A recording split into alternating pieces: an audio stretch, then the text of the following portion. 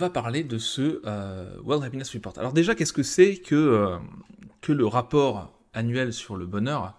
Juste pour vous expliquer un petit peu le contexte. Donc en fait, c'est parti de l'idée du bonheur national brut du Bhoutan, qui a poussé ça auprès de l'Organisation des Nations Unies, il y a une dizaine d'années, et ça a donné une impulsion pour étudier aussi le bonheur au niveau des institutions. Et donc, depuis une dizaine d'années, on a ces rapports tous les ans qui s'étoffent, qui deviennent de plus en plus complets, complexes, qui s'affinent, et qui permettent de suivre un peu l'évolution du bonheur dans le monde, et de voir aussi quelles sont les raisons, les causes du bonheur dans le monde. Alors, évidemment, c'est pas exhaustif, ça n'a pas cette vocation-là, mais en tout cas, ça permet d'aller un peu dans le détail. C'est un consortium de scientifiques qui travaille sur ce rapport-là, avec donc l'ONU, avec l'Institut Gallup, qui est un gros institut de sondage et un observatoire aussi sur la qualité de vie au travail notamment, et les ressources humaines, plutôt dans le monde anglo-saxon, mais dans le monde en général. Et donc, ça permet tout ça d'avoir des mesures un petit peu construites, un petit peu détaillées sur le niveau de bonheur dans le monde. Donc en gros, 5 chapitres. Le premier, c'est la manière dont on mesure le bonheur. Ensuite, il y a le côté évolution pendant le Covid. Ensuite, il y a un chapitre sur le rôle de l'État, le rôle des États dans le bonheur.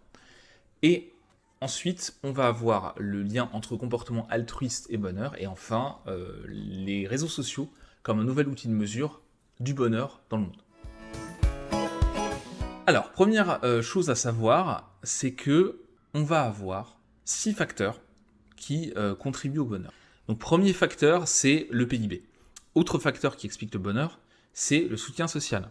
Donc, c'est le fait d'avoir quelqu'un sur qui compter ou des personnes sur lesquelles compter dans les temps difficiles. Troisième variable, c'est l'espérance de vie en bonne santé. Quatrième variable, la liberté de choisir ce qu'on a envie de faire dans la vie, ce qu'on a envie d'exercer comme métier, si on a envie de faire des études ou pas, de changer d'endroit ou pas, la liberté de fonder une famille ou non, la liberté de vivre son identité de manière assumée, sans subir une répression quelconque.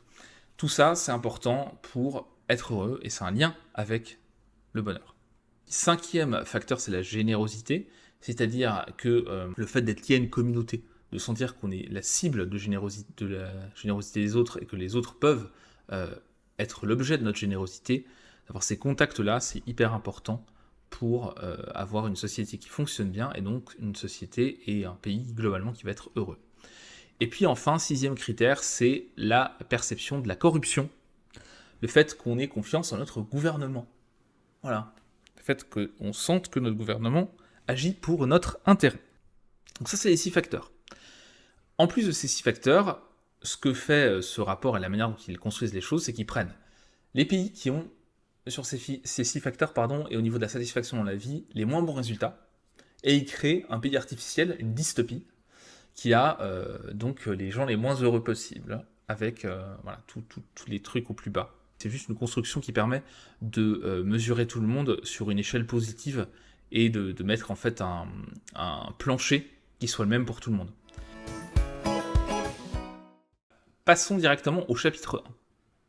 L'idée de ce chapitre-là, c'est de dire que dans les 10 ans qui arrivent, la tâche des institutions principales est de promouvoir les comportements et les conditions qui permettent de favoriser le bonheur. Alors, commençons par les bases. Comment est-ce qu'on mesure le bonheur dans ce rapport-là ? L'idée de base, c'est qu'une des manières simples de mesurer le bonheur, surtout quand on fait face à des échantillons gigantesques comme on a là, c'est de demander une seule chose, c'est globalement, à quel point êtes-vous satisfait de votre vie en ce moment, ces derniers jours, ces jours-ci. Les gens y répondent sur une échelle qui va de 0, je suis complètement insatisfait de ma vie, à 10, je suis totalement satisfait de ma vie en ce moment. Et c'est une des mesures standards, une des mesures couramment utilisées pour mesurer le bonheur. Évidemment, c'est une mesure qui est très réductrice, on peut utiliser plein d'autres mesures, on a des questionnaires d'auto-évaluation qui existent pour mesurer le bonheur, mais qui sont beaucoup plus complexes, et dans des études aussi larges où on interroge des dizaines de milliers de personnes dans le monde sur une durée longue, eh bien c'est assez compliqué. En gros, vous allez avoir à peu près 1000 personnes interrogées dans chaque pays. Il y a 152 pays dans l'étude tous les ans. Donc voilà, vous avez 150 000 personnes qui sont interrogées, quoi, grosso modo. Donc c'est quand même assez conséquent. Et c'est pour ça qu'on utilise des mesures simples, qui sont utilisées dans la recherche aussi, qui sont efficaces, mais qui ne sont pas aussi détaillées que ce qu'on pourrait faire dans une étude avec un échantillon très réduit. On voudrait voir le lien entre le bonheur, de manière précise et fine, et tel ou tel paramètre très spécifique. Globalement, qu'est-ce que ça nous dit, tout ça, ces études, et puis même les recherches? Alors, dans le rapport, ce qu'il faut savoir, c'est qu'on va avoir des choses sur l'étude qui est à la base de ce rapport, et en même temps des éléments qui sont issus de la recherche, qui sont issus d'autres études, d'autres travaux. Et ça permet dans chaque chapitre, comme ça, de croiser les regards entre les résultats de l'étude et ce qu'on sait, et comment les choses avancent au sujet du bonheur par rapport à tel ou tel paramètre. Une chose qu'ils ont pu montrer et qu'on peut constater dans la recherche, c'est qu'une société, un pays où la moyenne des gens a de fortes valeurs et un niveau d'eudémonie, de bonheur eudémonique élevé, sont aussi des pays où les gens vont être globalement plus heureux. Alors qu'est-ce que c'est que le bonheur eudémonique? Là, il y a plusieurs choses. Eux, dans le sens où ils l'entendent, c'est vraiment le fait de faire preuve de vertu, on va dire de force de caractère, de vertu dans ses comportements. Ça va être le fait d'aider les autres, ça va être le fait de rechercher l'équité, de rechercher la justice, le fait vraiment d'être quelqu'un on va dire, qui a des comportements louables, a une morale qui est une morale élevée, voilà, pour le dire simplement. Donc en gros, quand vous avez des citoyens vertueux, des citoyens qui ont des belles valeurs, on va dire, et que les institutions soutiennent ces comportements-là, on a une société en général qui est plus heureuse. Et ça veut dire aussi que les institutions doivent soutenir le développement de ces comportements-là, le développement de choses qui ont du sens pour nous, et des institutions qui permettent l'épanouissement personnel aussi. Pas que dans le plaisir, pas que dans le consumérisme et dans le fait d'avoir du divertissement et des choses agréables, mais aussi dans le fait de trouver du sens à ce qu'on fait, que les choses aient du sens, et que les choses qui ont du sens soient valorisées. Ce que disent aussi les chercheurs ici, c'est que la moyenne du bonheur dans un pays, c'est pas tout. En fait, il faut aussi voir les différences entre les plus heureux et les moins heureux. Et dans la question du sens, justement, et de la cohésion sociale, si on n'a pas ce rapprochement entre... si on a un énorme écart entre les gens les plus heureux et les moins heureux, en général, ça va avoir des conséquences plutôt négatives sur le bonheur d'un pays. Autre chose, quand on se projette à 10 ans sur comment est-ce qu'on peut rendre le monde plus heureux, la défense des droits de l'homme et le fait d'avoir des objectifs de développement durable, c'est une partie intégrante du bonheur, plutôt que quelque chose qui est un plus ou quelque chose qui est en conflit avec le bonheur. Quand on défend justement les droits de l'homme et quand on défend justement le développement durable, et bien derrière on défend ça aussi. Donc c'est pas antinomique. Au contraire, c'est plutôt que de regarder juste à court terme comment est-ce qu'on améliore la vie des gens matériellement, si on regarde à long terme comment est-ce qu'on fait du développement durable et comment est-ce qu'on défend les droits de l'homme et donc le bonheur pour tous, très logiquement, on va aussi s'intéresser aux conditions matérielles. Par contre, si on s'intéresse que aux conditions matérielles, on ne va pas forcément s'intéresser au développement durable et au bonheur des gens. Voilà la différence. Si vous avez un objectif à long terme qui est louable et qui intègre ces paramètres-là, vous allez forcément vous intéresser au matériel à la fin de mois, à l'inflation et aux problématiques matérielles que rencontrent les gens. Si vous vous intéressez que aux problématiques matérielles économiques à court terme, vous n'allez pas vous intéresser au développement durable. Ça ne va pas être les mêmes objectifs à long terme, si tant est qu'il y en ait. Et donc ce qu'ils nous disent sur la priorité des institutions par rapport à ce sujet-là, avec des millions de personnes qui répondent à des questionnaires sur le bonheur, on comprend mieux les variables vraiment qui expliquent les différences de bonheur dans les pays.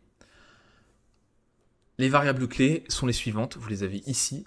On a d'abord la santé mentale et physique. Ensuite, un autre facteur important, c'est les relations humaines. Les relations familiales, au travail, etc. Troisième élément qui explique aussi le bonheur fortement, c'est les revenus et l'emploi, le fait d'avoir un travail, toujours dans la notion de sens et d'intégration sociale. Ensuite, on a tout ce qui va être eudémonie, donc c'est-à-dire les vertus, les forces de caractère, la confiance aussi, les comportements prosociaux, donc le fait d'aller vers les autres, etc. Le soutien social, les libertés individuelles, très important pour le bonheur, l'absence de corruption dans un État, et le fait d'avoir un gouvernement efficace, qu'il y a des politiques publiques qui sont efficaces, qui ont des conséquences positives. Alors, autre fait intéressant, c'est que on a des différences culturelles entre les pays. Et pourquoi est-ce que c'est important de souligner ça? Pardon, je vais essayer d'enlever le... Voilà. Parce que, en fait, dans les pays du Nord, ce qu'on constate, c'est les pays du Nord, donc vous avez la Finlande, la Suède, le Danemark, qui sont des pays qui sont très très bien classés en général. La Finlande est toujours top 1 là, dans le rapport de cette année. En fait, c'est pas des pays qui sont plus riches que d'autres. Et pourtant, ils ont un bonheur beaucoup plus important.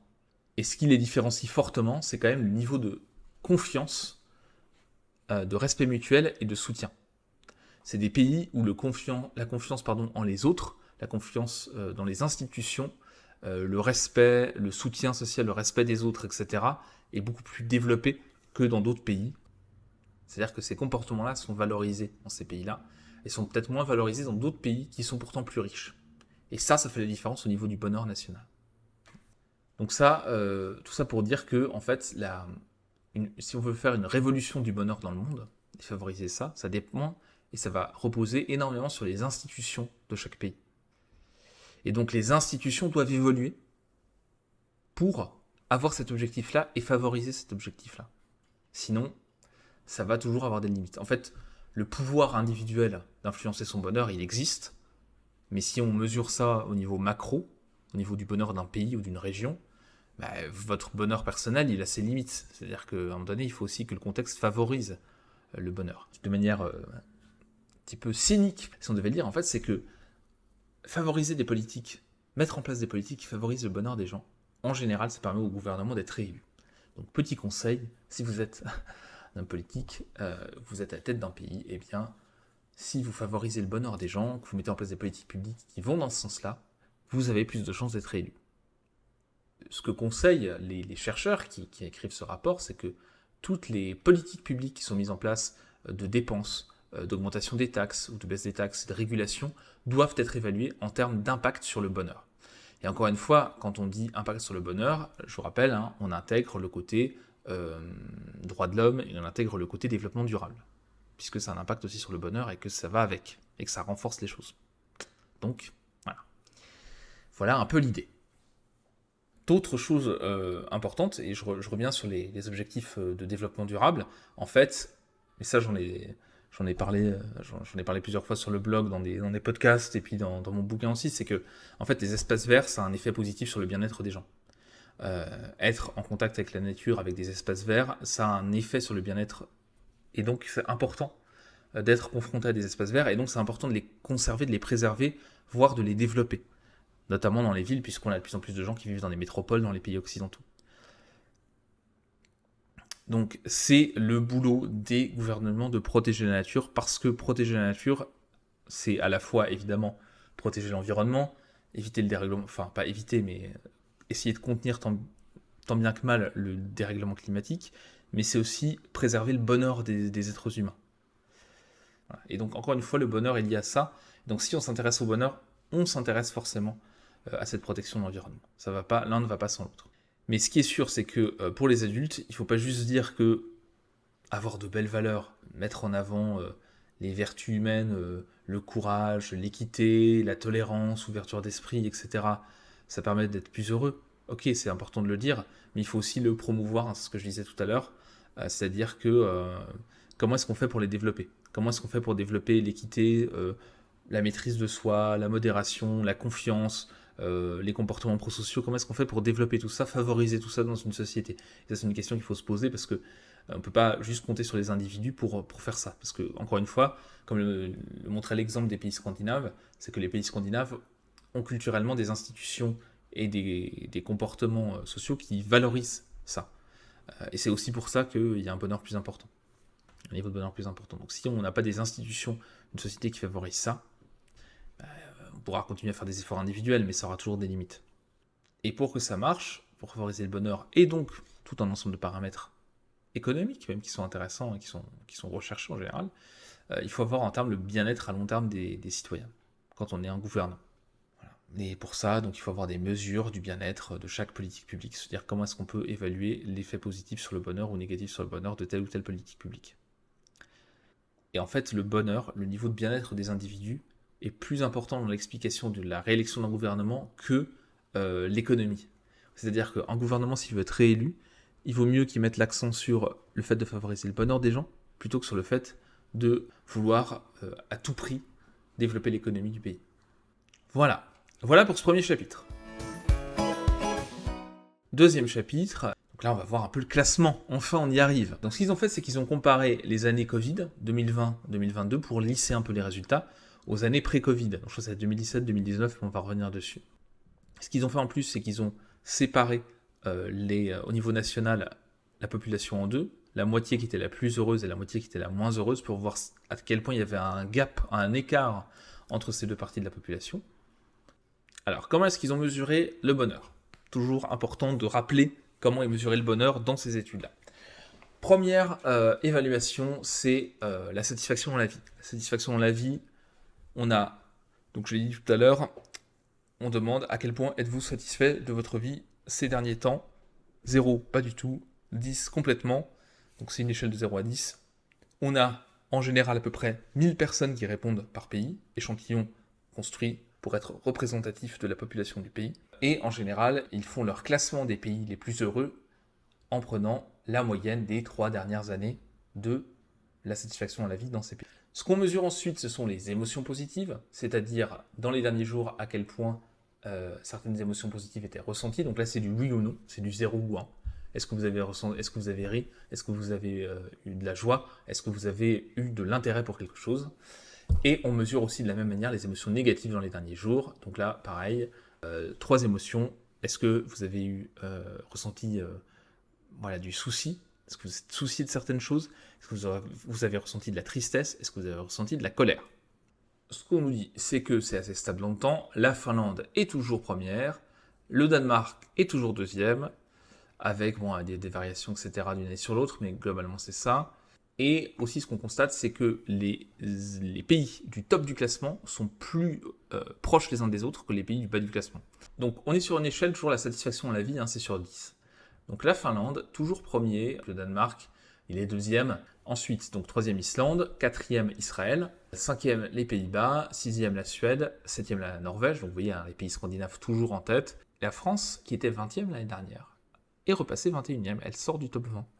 Et la Belgique est 17e. Donc vous voyez un peu l'idée au niveau des rangs des satisfactions à la vie. Alors vous voyez après la différence, elle n'est pas énorme entre par exemple la France et la Belgique. On a 0,2 de différence. Par contre entre la France et la Finlande, on a quand même 1,2 de différence de points, donc c'est pas neutre. Voilà pour le classement. Donc par rapport aux pays du top du classement, les 10 premiers, ils ont que 0,7 points de différence entre le 10e et le premier. Et pour les 10 derniers, on a une différence de 2,1 entre le dernier et le 10e en partant de la fin. Donc encore une fois, il y a une grosse différence en fonction de la position dans le classement.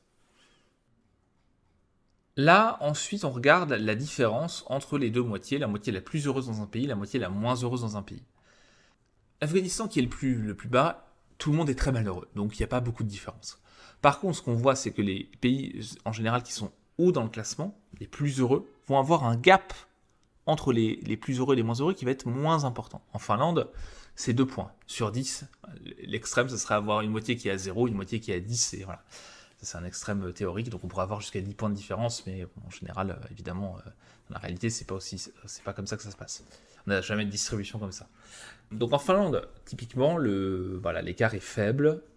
Pays-Bas qui sont bien classés aussi. On a un écart qui est faible, même chose pour le Danemark, le Luxembourg.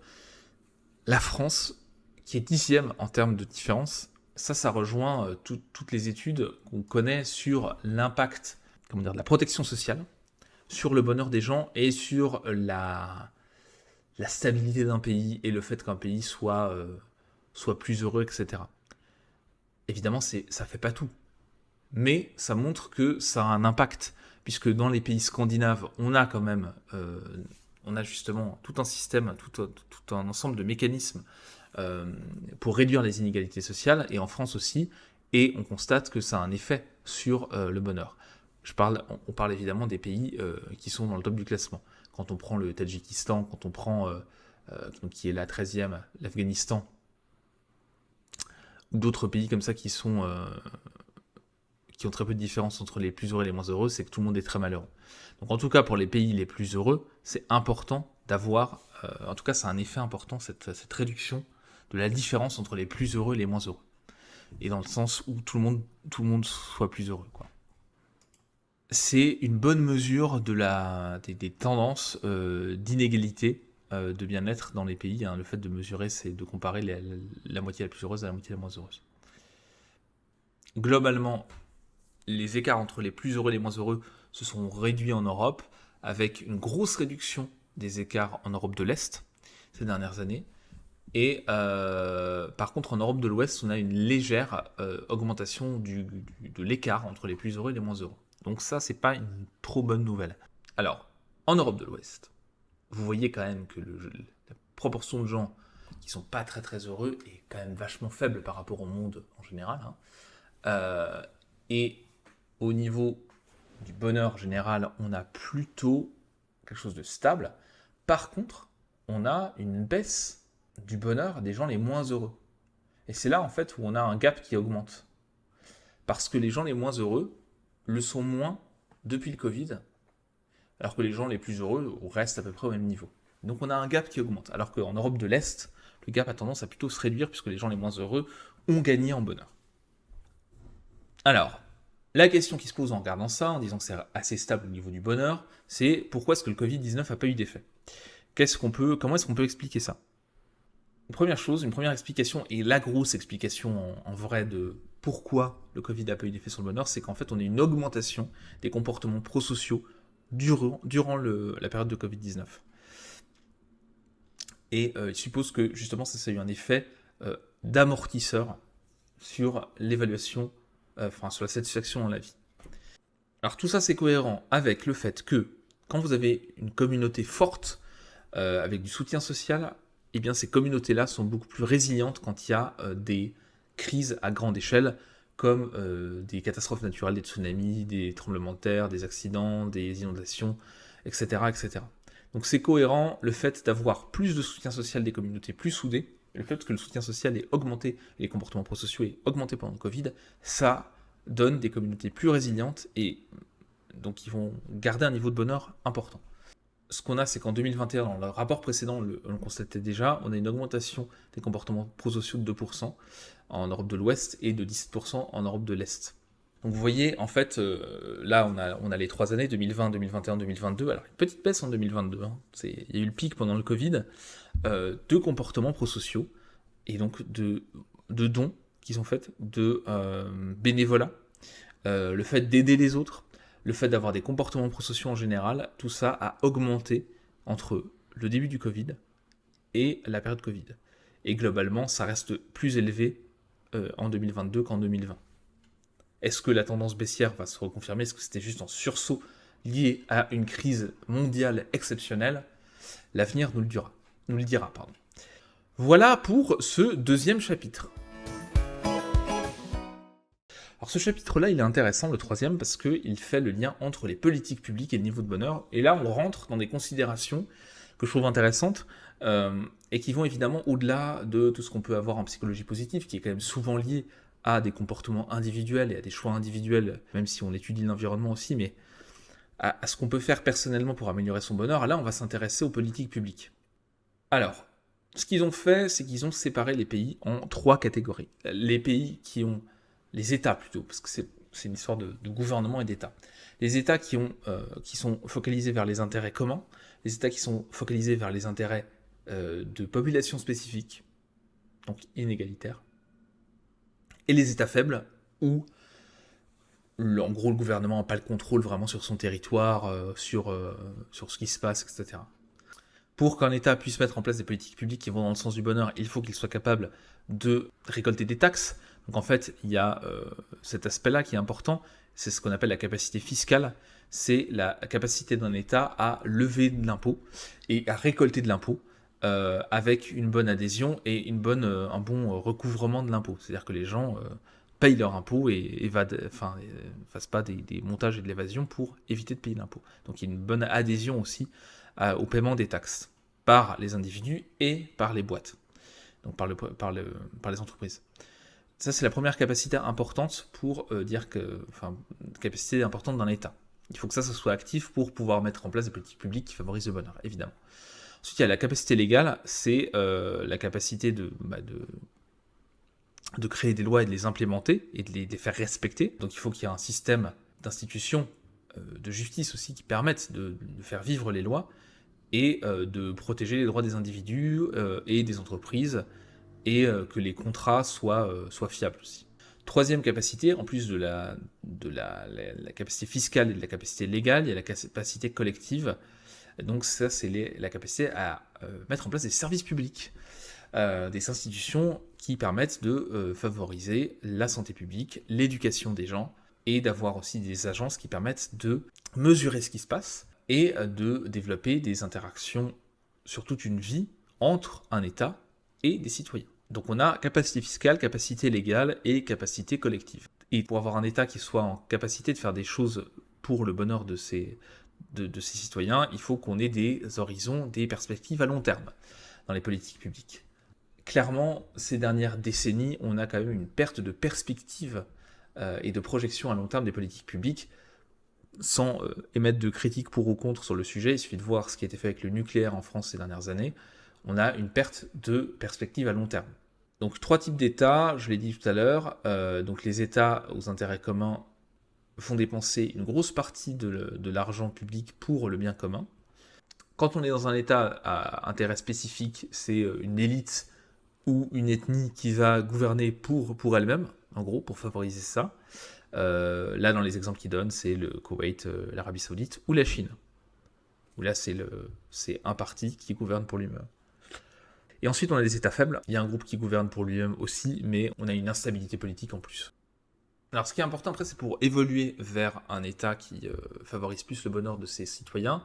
Il ne faut pas juste dire que il faut favoriser l'adhésion aux taxes, qu'il faut mettre en place des lois, etc. Il faut trouver des moyens concrets d'y arriver et des politiques publiques qui permettent d'y arriver. Et ça, c'est pas si évident que ça. Toutes les mesures d'un État efficace, donc services publics, capacité fiscale et capacité de loi, ont une corrélation forte avec la satisfaction dans la vie dans ces pays-là. Donc encore une fois, je trouve ça intéressant parce que ça pondère aussi le côté où on dit, surtout la critique qui est faite souvent à la psychologie positive, c'est de dire que c'est très américain, que c'est très lié aux individus et que en fait on met toute la charge sur l'individu à trouver son bonheur et à être responsable de son bonheur. Alors évidemment, quand on va dans les travaux, c'est pas le cas dans les travaux scientifiques, mais ça permet de contrebalancer un peu ça en disant oui, il y a un effet aussi des États, des institutions qui peuvent vraiment agir pour favoriser le bonheur des individus. Et ça, c'est hyper important de le rappeler et de montrer à quel point c'est élevé. Et ce rapport le montre, et ça, c'était pas dans les rapports précédents, donc c'est vraiment quelque chose qui est intéressant en termes d'ajout. Et en fait, quand on regarde les régressions entre eux, donc régression pareil, on regarde à quel point les capacités d'État vont avoir un impact sur la satisfaction dans la vie des individus dans un État donné. Et bien, ce qu'on constate, c'est que dans les 3 capacités, la capacité fiscale, donc l'adhésion à l'impôt, la capacité à lever des taxes, la capacité légale, donc la capacité à défendre les droits des individus, à mettre en place des lois et à les faire respecter et avoir une justice qui fonctionne, etc. Tout ça, c'est important. Ce qui a le plus d'impact, le plus de lien avec la satisfaction dans la vie, c'est évidemment l'absence de répression, ok, mais en premier lieu, la capacité collective. Donc le côté service public, le côté rendre service aux citoyens, mettre en place des institutions qui vont les aider dans leur quotidien, qui vont leur permettre d'aller mieux. Et je trouve ça assez intéressant dans une période où, encore une fois, sans faire de politique, en France, on a quand même plutôt un sentiment de dégradation des services publics.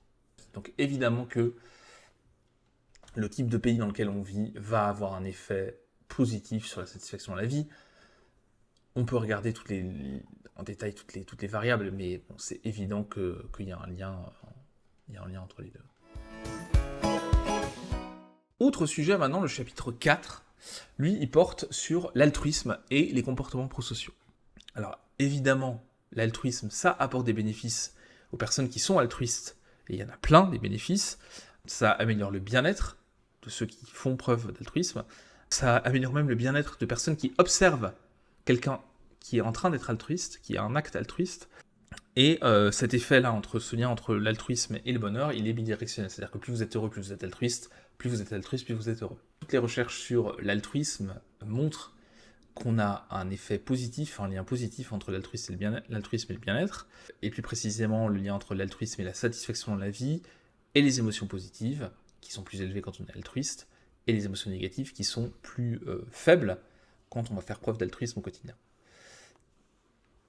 Et donc dans les données qu'on récolte sur l'altruisme, dans les études qui sont faites par Gallup, ça va être le fait de donner de l'argent, le fait d'être bénévole ou d'aider des étrangers. Chose importante, chose intéressante, quand le bonheur national est plus élevé dans un pays, toutes les formes d'altruisme sont plus fréquentes. Donc, encore une fois, avoir comme objectif d'améliorer le bonheur des individus d'un pays en tant que gouvernement, ça a plein d'effets positifs, et ça a notamment un effet positif sur l'entraide. Et donc, qui dit l'entraide dit réduction des inégalités, qui dit entraide dit fait qu'on puisse faire des choses ensemble, et donc être aussi plus productif, si je suis très cynique, économiquement plus productif, plus créatif, etc. Donc ça a un intérêt fort de favoriser ça. Et ces effets-là sont encore plus robustes dans les pays qui sont très individualistes. Donc si on a un pays très individualiste et qu'on favorise l'altruisme, on va avoir plus de bonheur encore que si c'est favorisé dans un pays qui est plutôt avec une culture collectiviste. Donc on a un lien entre le bien-être et la générosité, donc l'altruisme par pays. Un lien, donc plus c'est foncé là, plus ce lien est positif, et là plus c'est rouge, enfin plus c'est orange, plus on a un lien négatif. Donc plus on a un lien négatif entre l'altruisme et les émotions négatives, c'est-à-dire plus l'altruisme augmente, plus les émotions négatives baissent. Et à l'inversement, là quand c'est en bleu, plus l'altruisme augmente, plus la satisfaction dans la vie augmente, plus l'altruisme augmente, plus les affects positifs augmentent. Il y a des pays où c'est plus fort que d'autres, et des pays où c'est plus faible. En France, on a des effets, mais c'est assez faible.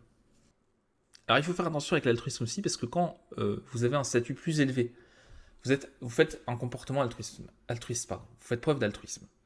Vous avez un statut social plus élevé, si c'est socio-économique plus élevé, si le bénéficiaire le sait, ça peut avoir des conséquences négatives en termes d'émotion, parce qu'on peut se sentir qu'on prend pitié de nous, par exemple, ou qu'on vit au crochet d'eux. Donc ça, qu'est-ce que ça implique ? Ça veut dire que c'est intéressant de promouvoir l'altruisme anonyme, parce que ça permet de masquer ces asymétries, et donc de ne pas avoir ces effets négatifs potentiels de l'altruisme sur la cible à cause de cette perception-là. Même chose, pour qu'il y ait un effet encore plus positif sur la cible de l'altruisme, il faut que la cible consente que vous êtes altruiste, pas parce que vous vous dites que ça va vous apporter des bénéfices, parce que vous allez être bien vu, etc., mais parce que intrinsèquement, vous dites que c'est la bonne chose à faire. Et quand vous vous dites ça, et que la personne, en tout cas, pense que c'est ce qui a motivé votre acte, elle va avoir plus de bénéfices, en tirer plus de bien-être, que si elle perçoit que c'est instrumental, que vous rendez service parce qu'il faut le faire, ou parce que vous voyez un intérêt, etc. Donc on a un autre truc intéressant, c'est que même si parfois on peut ressentir de la culpabilité à avoir bénéficié de l'altruisme de quelqu'un d'autre, de l'aide de quelqu'un d'autre, en fait ça provoque des cercles vertueux. C'est-à-dire que comme on se sent coupable, on va faire pareil, et on va se sentir obligé, le fait de sentir qu'on a une dette envers quelqu'un ou envers la société ou les gens en général, eh bien ça va favoriser l'altruisme. Donc ça peut être intéressant aussi.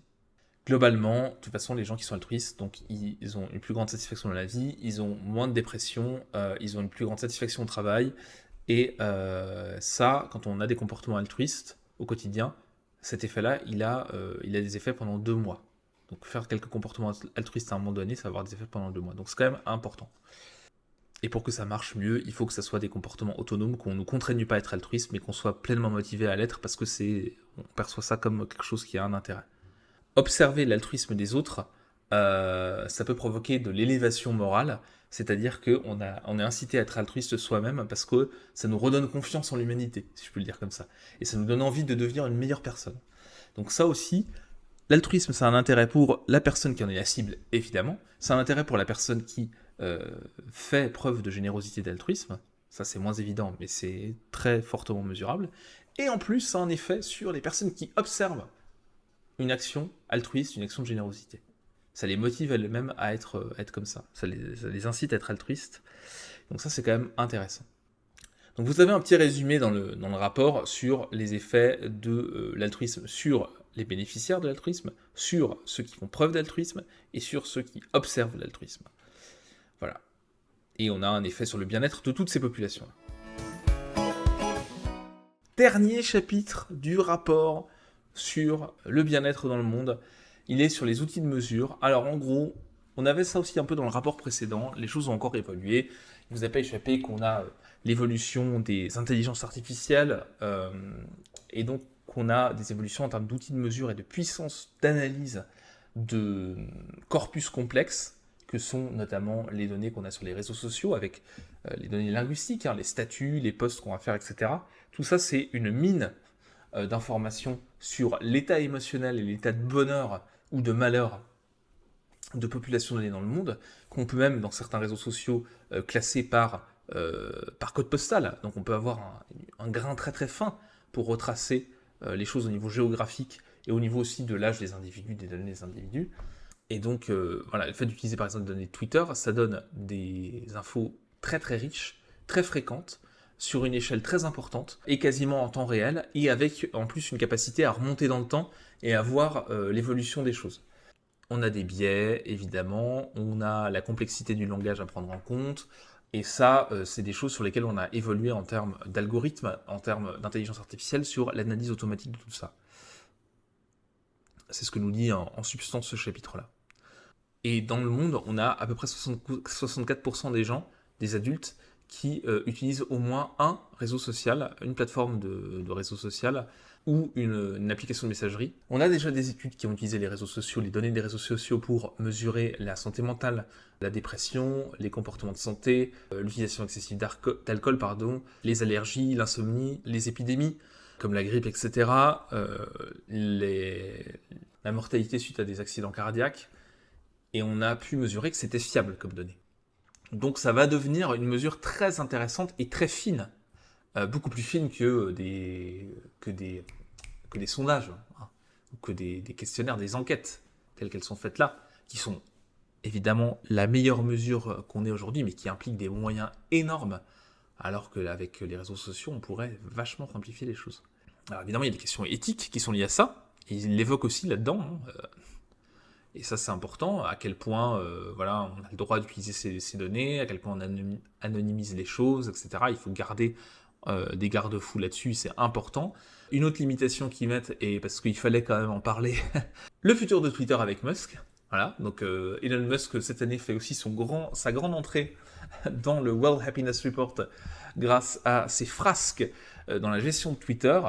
Donc voilà, avec l'évolution de l'accès aux données, parce que pour l'instant, Twitter, en fait, il y a une API qui permet justement, pour les chercheurs, d'accéder à des données. On ne sait pas si ça va continuer à être le cas, avec l'évolution voilà, des certifications Twitter en termes de données, comment est-ce qu'on fiabilise les choses aussi, c'est peut-être une question qui se pose.